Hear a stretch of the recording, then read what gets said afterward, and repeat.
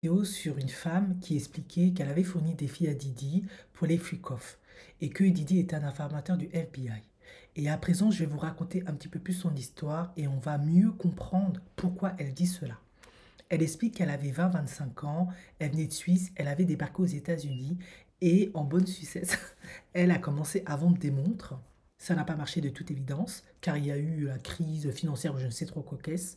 Donc elle a décidé, en bonne Suissesse aussi, parce que l'escorting est légal en Suisse, de se reconvertir dans l'escorting.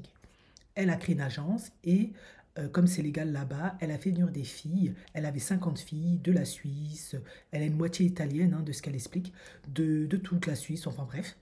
Et elle venait en visa touriste pour bosser. Et elle avait une amie qui sortait avec un homme qui s'appelait Oncle Polly, qui travaillait à Sony, là où était Didi. Bon, bref, enfin bref.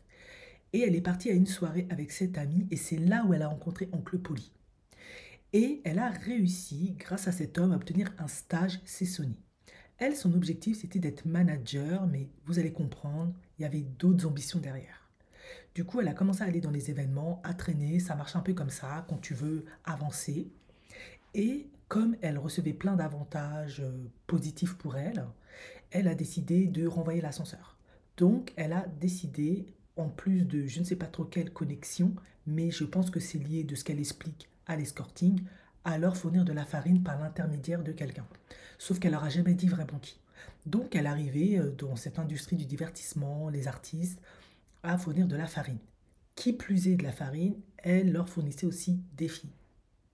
Sauf que, en avançant comme ça, comme je vous l'ai dit, elle fournissait des filles qui allaient dans les fuck-off, dans les événements, plus de la farine. Un jour, je réduis, hein, elle s'est fait piéger par l'équipe de Didi. C'est ce qu'elle explique. Elle explique qu'elle, elle a jamais vraiment été en contact avec lui directement, mais elle bossait pour son équipe. C'est ce qu'elle explique.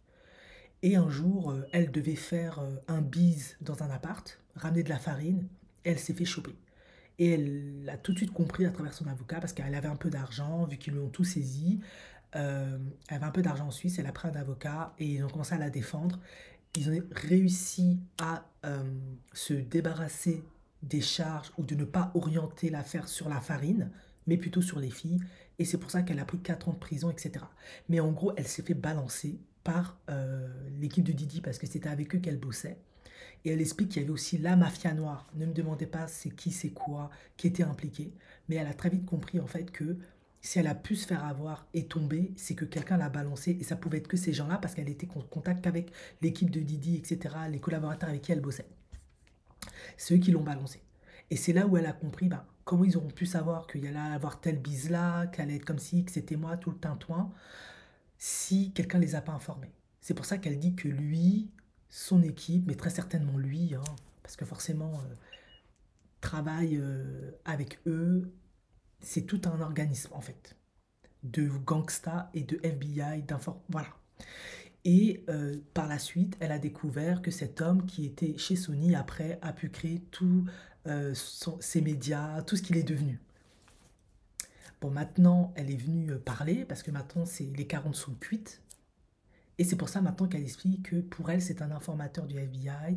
Et la vidéo que j'ai faite précédemment, soit ils ont décidé de le ferrer parce qu'il est parti trop loin, soit ils se sont retournés contre lui, soit ils visent quelqu'un de précis.